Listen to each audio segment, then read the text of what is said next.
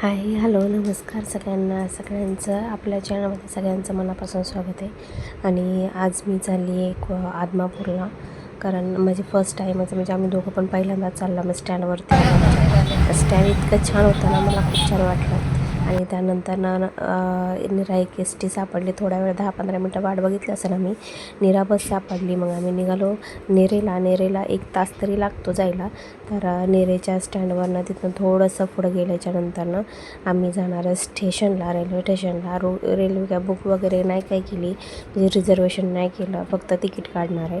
आणि नंतर स्टँडवरती उतरलो. तिला थोडंसं या दुकानातून खायला घेतलं आणि चला म्हटलं आता पुढं जाऊया.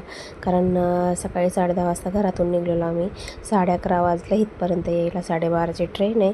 म्हटलं तिथं जास्त करोस्तोर परत रांग वगैरे असेल तर मग लागतो वेळ थोडासा म्हणून. आणि नंतर त्यांना शॉर्टकट माहिती होता, शॉर्टकटने गेलो मग आतमध्ये. आणि त्यानंतर तिथं थोडंसं व्हायचं, कारण माझी आरू पहिल्यांदाच चालली ट्रेनमध्ये. म्हणजे तिने ट्रेन फक्त लांबून बघितलेली, म्हणून आम्ही ट्रेनने जाणार होतो. आता एस टीने जाणार होतो. आणि एस टी पण बारामतीतून एस टी होती डायरेक्ट आदमापूर इथं. पण एस टीनं खूप त्रास झाला असता आणि खूप जास्त आरूला सहन होत नाही एस टीचं.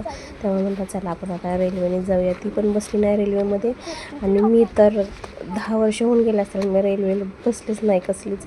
कारण लग्नाच्या अगोदर बसलेली एकदा दौंडला जाताना, त्याच्यावर मी रेल्वेतच बसली नाही. आणि त्यानंतर म्हटलं चला आता आलं रेल्वे ट्रॅकवरती तर जाऊन विचारायचं.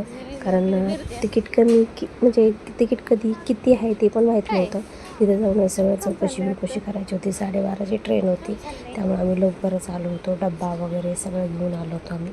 आणि त्यानंतर आम्ही म्हटलं ताई ट्रेनमध्येच जेवायचं आणि मस्त म्हणजे प्रवास खूप छान होईल. त्या एखादी सीट वगैरे सापडली व्यवस्थित तर बसायला. आणि पटपट चालत होतो आम्ही, कारण आम्हाला म्हटलं तिथं गर्दी असेल तर थांबावं लागेल म्हणून. आणि जास्त एवढं काय माहीत नाही यातलं, त्यामुळं पण थोडंसंही होतं की बाबा म्हणजे कसं याने आरूला पण इतकं छान वाटत होतं. ट्रॅक मला ती विचारते तिकडं काय आहे तिकडं काय. एकदाच येऊन बसलो आम्ही इथं. आणि त्याच्यानंतर थोडंसं खायला घेतलं होतं. हा माझा भाऊ आहे, त्याने आम्हाला जॉईन केलं. आणि त्याच्यानंतर कळालं की ट्रेन कॅन्सल झालेली आहे. मग नंतर आम्ही जेवायला बसलो. जेवण झाल्याच्यानंतर थोडंसं आराम केला तिथंच, कारण 12:30ची ट्रेन कॅन्सल झालेली आहे. आणि पार ट्रेन होती ती 2:30ला होती. इतका उशीर काय करायचं बसून नको झालं. आणि त्यानंतर इतका वैताग आला त्यात. मग गोळं खाल्लं, हे केलं. आणि ते थोडेसे मोबाईल बघत बसून आम्हाला वैताग आला. असं वाटलं नसतं आलं तर बरं झालं असतं. आणि त्यानंतर थोडंसं आरूच्या पप्पाचं तिचं काहीतरी चाललेलं. आणि ते झाल्याच्यानंतर कारण वेळच जात नव्हता, काय करावं तेच काय कळत नव्हतं. बसून पण कंटाळा येत होता.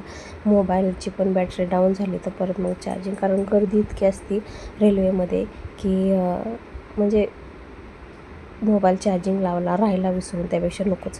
मग नंतर थोडा वेळ कसा तरी इकडं तिकडं घालवला. आणि त्याच्यानंतर ट्रेन आली 2:30ची ट्रेन, पण 15-20 मिनटं लेट आली. आणि नंतर आम्हाला बसायला म्हणजे थोडीशी किंचित जागा भेटली. अशी मान पण वर काढता येत नव्हतं. माझ्या पाठीमागं पाय बघा माणूस झोपलेला वरती. आणि तिला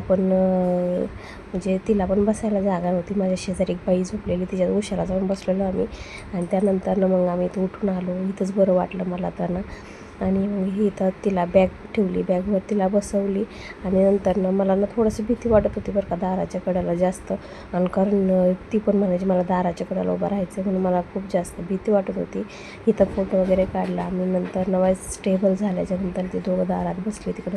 अशी एकदम छान वाटत होतं. खुर्च्यांवरती बसण्यापेक्षा मला इथंच खूप जास्त आवडलं. मला खुर्ची एक सापडली होती, त्यातली मी ती सोडून ह्यांच्यापाशी येऊन बसली. मला खूप छान वाटत होतं. थोडंसं दारापाशी बाथरूम होतं ना, तेव्हा थोडासा त्रास होत होता. त्यानंतर कोल्हापूरमध्ये पोहोचण्यासाठी आम्ही 12 ते 13 स्टेशन म्हणजे लागली आम्हाला. आणि थोडा अंधार पडायला लागला. जसं जवळ येईल तसं अंधार पडायला लागला. आणि त्यानंतरनं म्हटलं आणि त्यानंतरनं अंधार पडल्याच्या नंतरनं बाकीची सीटं सगळी रिकामी झाली ती. नंतरनं आम्हाला आईस्पेस बसण्याजोगी झोपण्यासारखी जागा गावली. आणि त्याच्यानंतरनं आता म्हटलं आता किती उशीर लागेल काय माहिती. आणि एक ताई भेटल्या आम्हाला, चांगल्या गप्पा मारत होत्या. त्या मुंबईमधल्या होत्या. आणि गप्पा झाल्याच्या नंतरनं मग उतरलो आम्ही खाली. एकदाचं कोल्हापूर आलं बाबा. 8:30 वाजले आम्हाला इथे, 8:45. आणि आरूला मी वडापाव दिले ते रेल्वेमध्येच खायला, त्यामुळे तिचं काही टेन्शन नाही राहिलं. कारण तिला भूक लागली ना, मग मलाच कसं तरी होतं. त्यानंतरनं आम्हाला पळत जाऊन एक रेस्टी सापडली आदमापूरची. तिथून कोल्हापूरपासून 1 तास लागणार होता आदमापूरला जायला. आणि एस टीत म्हटलं ना, माझं डोकं दुखतं, त्यांचं डोकं दुखतं ना, आरूचं तर दुखतं. त्यानंतर आम्ही फायनली पोचलो आदमापूरमध्ये आणि भक्तिनिवासमध्ये आलो. तिथं पण खूप रांग होती.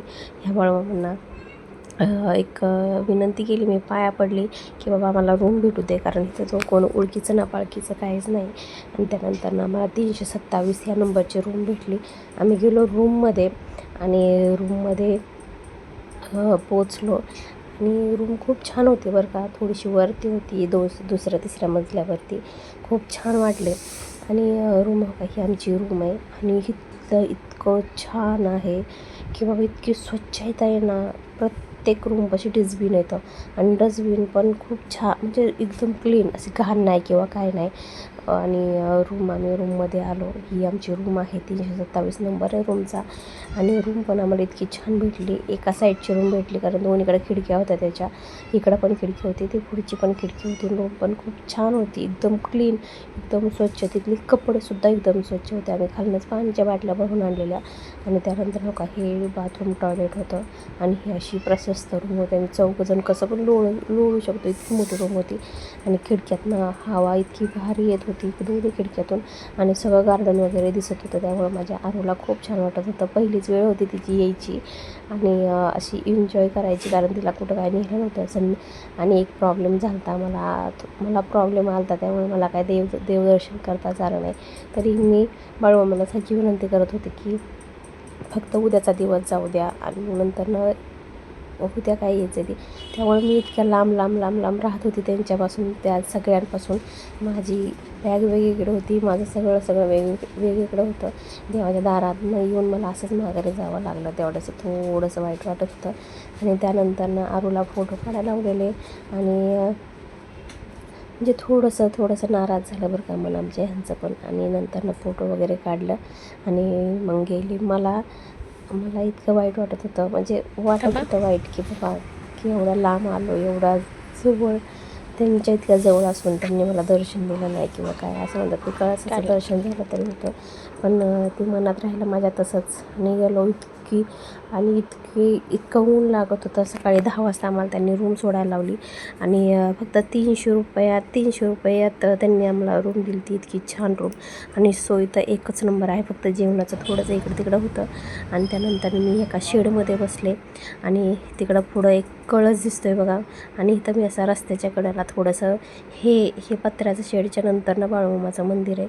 आणि नंतरनं आम्ही परत ट्रेनमध्ये बसलो आणि एकदाचं आलो घरी. आणि नंतर माझा मोबाईल स्विच ऑफ झाला, त्यामुळे मी पण नंतरचं काय मी हे केलं नाही.